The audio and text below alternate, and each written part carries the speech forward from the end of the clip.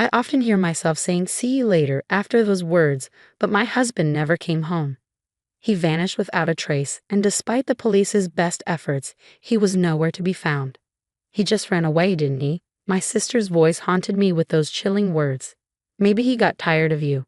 My name is Ella, and I was born a twin. My sister, Charlotte, and I share the same face. But our parents have always favored her. "Dad, Mom, please give me some money. I'm going out with friends," I would plead. "Have you already spent your allowance for this month?" my father would ask. "Yes, I have," I'd reply, hoping for their generosity. "Please, Dad, I promise I'll do well on the final exam," I'd add.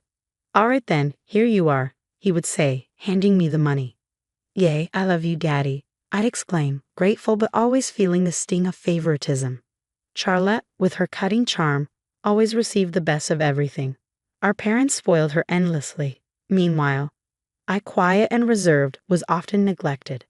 "Dad, I need to buy a reference book for my science homework," I'd ask. "I already gave you this month's allowance," he'd respond. "Use it wisely." "Oh, okay," I'd reply, resigned. Charlotte's selfishness grew, and she began to want everything I had. "Hey, Ella, I like your outfit. I want it," she'd say. "What? No, please don't open my drawer. I bought this with my own allowance." I'd protest. "I'm sure it looks better on me," she'd insist. "I'll take it." "Hey, give it back to me," I'd demand. "Mom, Ella's being really mean," she'd complain. "Ella, be nice to your sister." "Just give it to her," my mother would say, ignoring my distress. "But why?" I'd ask, feeling the injustice acutely. My parents always listened to Charlotte and disregarded my feelings. Whatever she wanted, she got. My possessions were taken from me at her whim. I endured it all with quiet patience. Fortunately, after graduating from college, I landed a job far from my parents' home. I rarely had to see them or Charlotte anymore, which brought me some relief.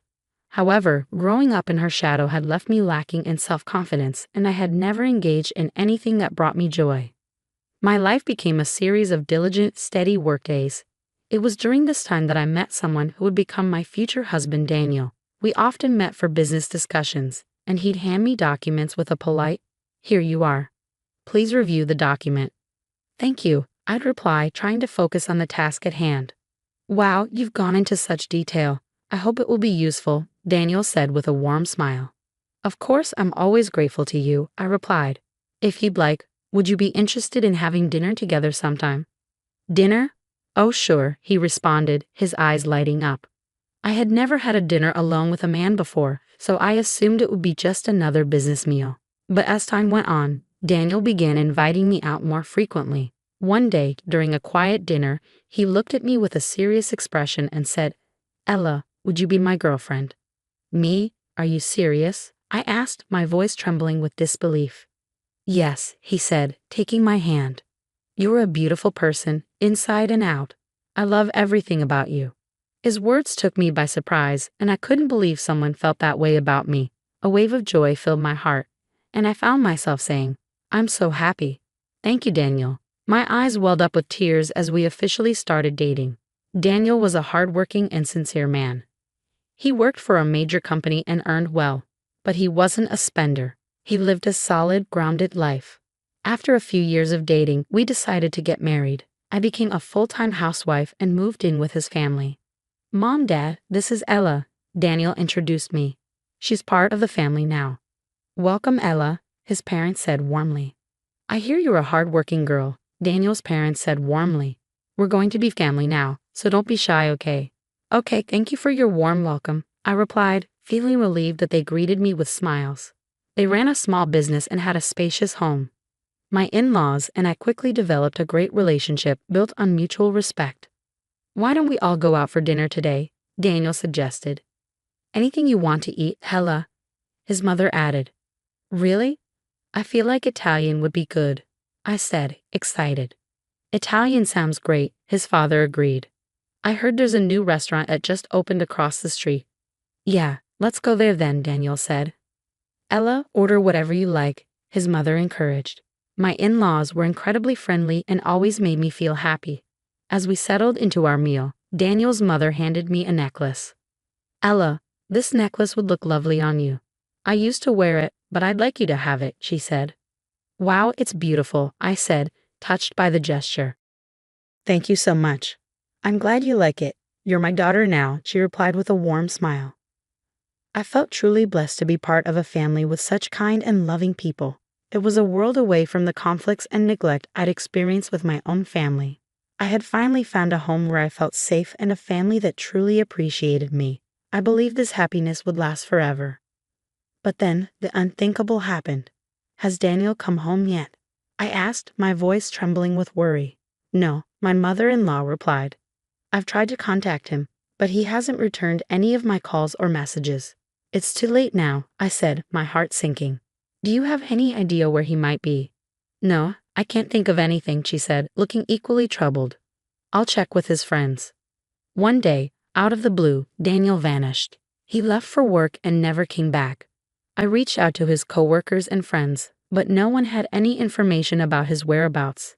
I reported his disappearance to the police, but they had no leads. I was terrified that something terrible had happened to him, perhaps an accident. The sudden and unexplained absence of my husband shattered our peaceful, happy life. I was overwhelmed with anxiety and despair, not knowing what to do next. All I could do was wait, day after day. My parents-in-law sat on the sofa, their faces etched with worry and tears. Where could he have gone? They lamented. I can't believe he's just disappeared like this. Nobody knew how or why this had happened.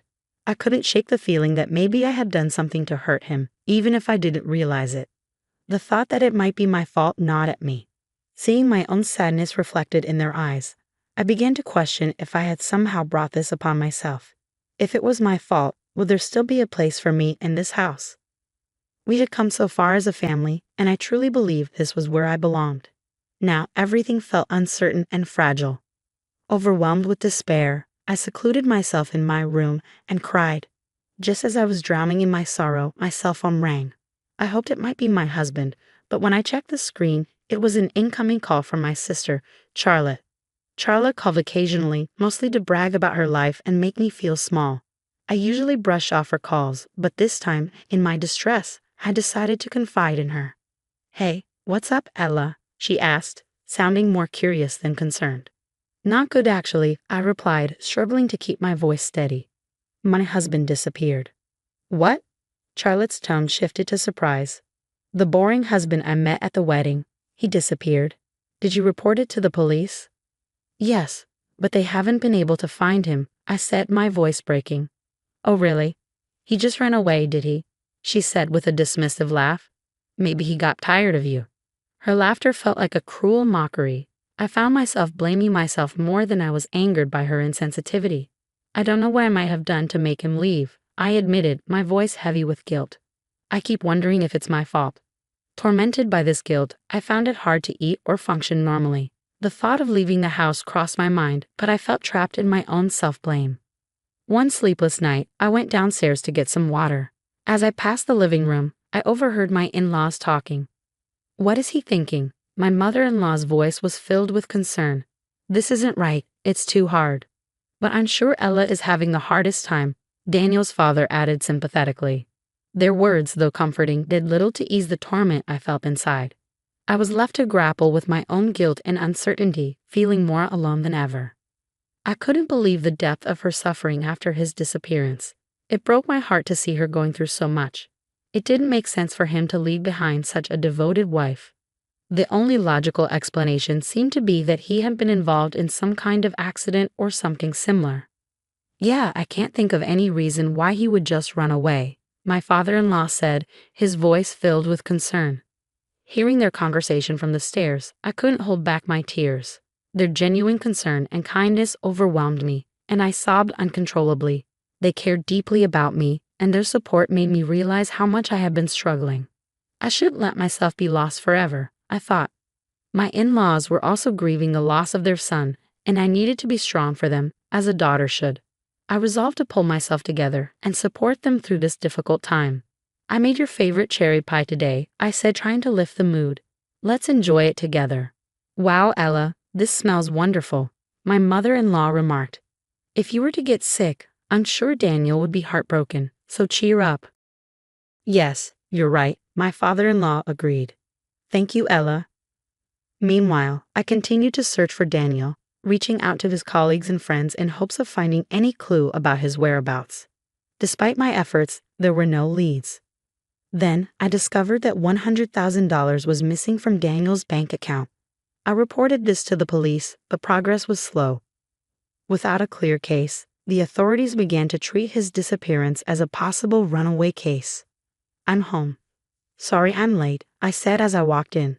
"Hi, Ella." "Hi," I replied. "Anything new?" "No, nothing much. I guess the police wouldn't be looking for a missing adult anymore," she said. "Anyway, I bought some cupcakes on the way home. I remember you like them." "Oh, thank you, Ella," I said, smiling as I took the cupcakes. They looked delicious. Though my in-laws still looked a bit anxious, they were starting to regain their strength. We continued to support each other and grow closer, forming a true family bond. Then, 7 years after my husband's disappearance, my father-in-law passed away. He had been hospitalized for a while due to an illness. But despite the treatment, he passed away peacefully in his hospital bed. After the funeral, my mother-in-law and I were in tears, trying to comfort each other. Suddenly, we heard a familiar voice. "Hello, I'm back," the voice said. I looked up in shock. "Hey, Ella, it's been a while." "What?" I gasped, recognizing the voice. "Dario?" To my astonishment, my husband appeared at my father-in-law's funeral, and he was with my sister Charlotte. "What's going on?" I demanded, stunned and confused. "Well, actually," my husband began, "I was living with your sister at my parents' place for the past 7 years. Charlotte and I were together, and she got pregnant. It seems my parents were involved too, helping me disappear.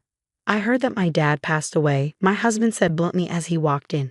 "I'm here to claim my inheritance." His complete lack of hesitation or remorse about his motives was shocking. "Are you out of your mind?"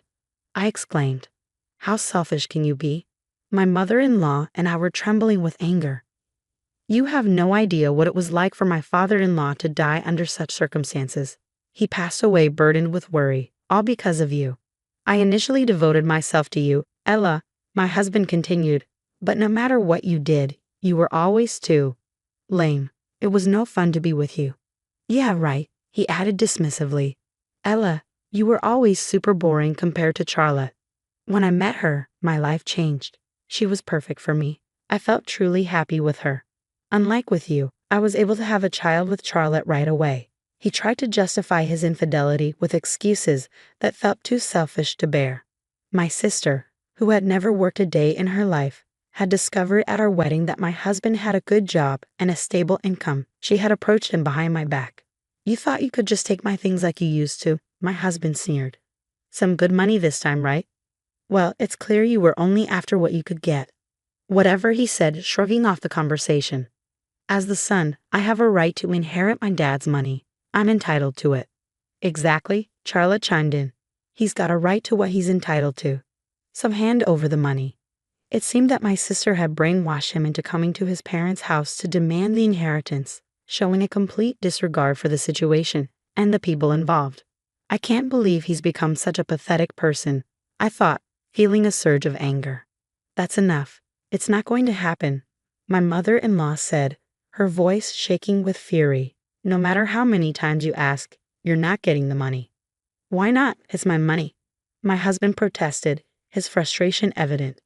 "I don't care how many times you ask. Go home," my mother-in-law insisted. "I'll be back," my husband said, determined. "Prepare my money for me." My mother-in-law was so enraged that she chased them out, but they started following us around, demanding what they believed they were owed. "Hey, just give it to me already," my husband shouted. "I have to pay back the money," my sister added. "I don't care. It's my father's money, and I'm the one who's supposed to get it," my husband argued. "Yes, you have to give it to us," my sister chimed in. "Why should I give you anything? Now leave," I said firmly. Despite my repeated requests for them to leave, they refused to back down. Just as I was about to confront them again, my mother-in-law emerged from the back. "Are they here again?" she asked, her expression one of disgust. "Yes," I replied. My sister, clearly infuriated, lashed out at my mother-in-law. "Your son is begging for money, and you're just acting like this." "My son is dead," my mother-in-law retorted. "Huh? My husband and sister were momentarily speechless at the firmness in my mother-in-law's voice. "There's a grave in the backyard," she declared. "What? No way," they exclaimed, rushing to the small cemetery in the woods behind the house. The gravestone there was indeed inscribed with my husband's name. 7 years had passed since his disappearance was officially declared, and he had been legally declared dead, allowing my mother-in-law to inherit the entire fortune. As they stood in shock, my ex-husband and sister were frantic. "Hey, hey, hey, I'm alive. You see me right here." "Yes, he's alive," my ex-husband screamed in panic. "So he should get the money, right?" "Well, you're quite lucky," I said coldly. "I'm not demanding any alimony from you for cheating because as far as the legal system is concerned, you're already dead." "What alimony?" I snapped. "If you keep following me around asking for money, I will handle this more harshly." "Hey, wait," my ex-husband protested. "I'm your son. It's my money, and this isn't fair." "My son is dead," my mother-in-law replied firmly. "You're his mother.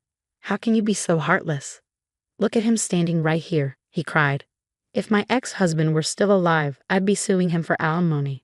After betraying his family, he'd have a lot. "Well, too bad he isn't alive," I said coldly. "So I'm not giving you any money. Now leave." My ex-husband and sister tried to play the victims, but we rejected them firmly. They left, disgruntled by the mention of alimony. Soon after, my parents came to me, tears in their eyes, claiming they were in dire straits. "We're in a lot of debt and need your help," they pleaded. "We're family, after all."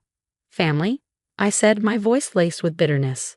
"You took away my husband and tormented me for years.